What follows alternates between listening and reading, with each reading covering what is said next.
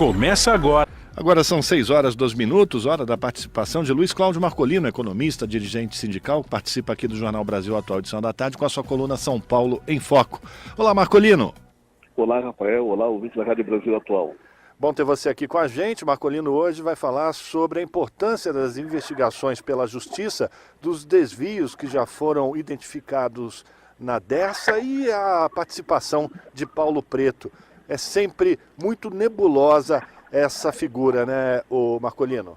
Não, com certeza, Rafael. Essa denúncia, né, em relação à Dersa, em relação ao Paulo Preto, né, a operação, né, que aconteceu aí nas principais, né, obras do Estado de São Paulo, da duplicação de estrada, né, obras importantes, né, da parte rodoviária, né, que a gente fala que são as grandes rodovias, né, do Estado de São Paulo, sempre a Dersa, né, teve envolvida nessas operações, ou nas duplicações das principais rodovias, né, agora no Rodoanel também a Dersa acaba aparecendo também como a obra, né, a empresa que acaba desenvolvendo as obras do Rodoanel, né, no Estado de São Paulo.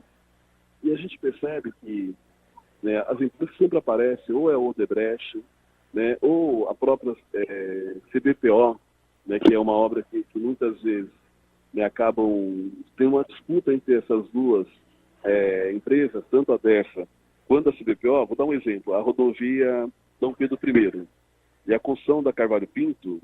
Essas duas obras foram contratadas entre 88 e 90, as duas ainda na época, lá atrás ainda do Orestes Quercia.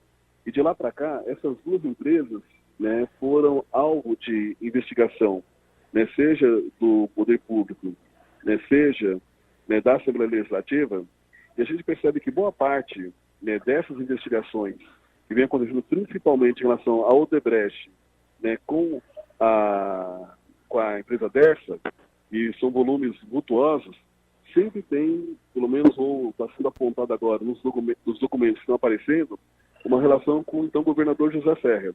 Aconteceu isso numa investigação, né, de 2009, né, aconteceu isso também, né, em investigações, né, mais recentes, no período, né, de 2006, né, de 2008. Né, tem essas investigações também que apontou também problema de desvios também em relação a essas duas empresas, né, no ano de 94 e no ano de 93.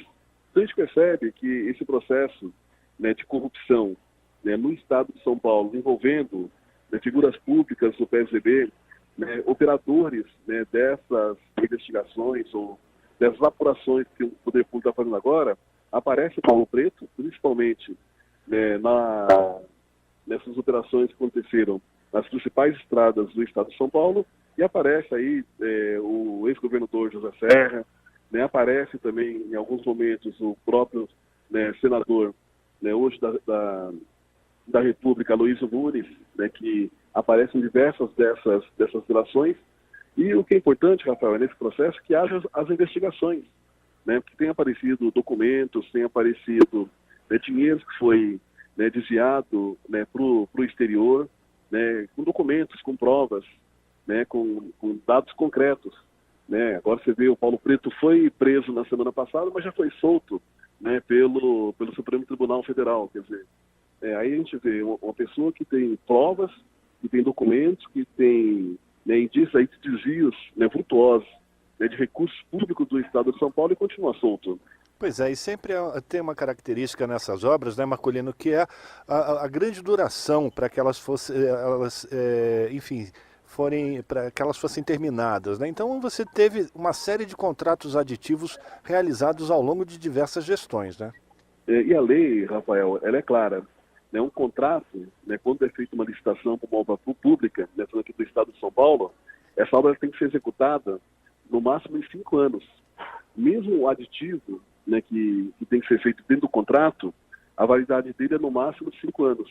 E o que acontece no governo do Estado de São Paulo? Você vê obras, né, durando aí 10, 15, 20 anos para elas serem executadas. É só ver uma linha de metrô. Quer dizer, uma linha de metrô está demorando em média 22 anos para fazer uma única linha do metrô. Né, o Corredor Oeste, que liga Itapevi a São Paulo, é uma obra que está chegando aí quase na casa dos 30 anos para ser, né, executado. Então a gente percebe mesmo as obras que tem das grandes rodovias, como a Carvalho Pinto, né, a própria, né, quando foi feito a época, a Bandeirantes, a Dom Pedro I, a rodovia. Até aqui mesmo na capital, né, Marcolino, a duplicação das marginais? A duplicação da marginal, você percebe que demora muito tempo a construção dessas obras.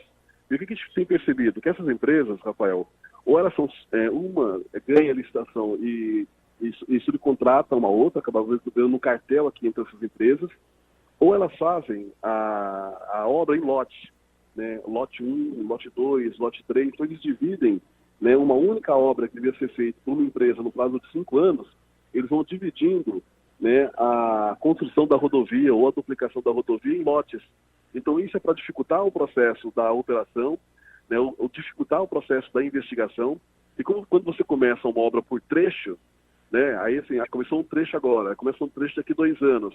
Então aquele contrato que devia concluir no máximo 5 anos, fazer uma obra no estado de São Paulo, você consegue esticar aí uma obra no prazo aí de 20, 25 anos, diversas gestões do PSDB no estado de São Paulo, e com isso facilita aí esse processo de desvio de recurso público, pagamento de propina, né, para agente público, né, para políticos importantes do estado de São Paulo. E o que nós queremos, Rafael, é que, né, haja esse processo de investigação.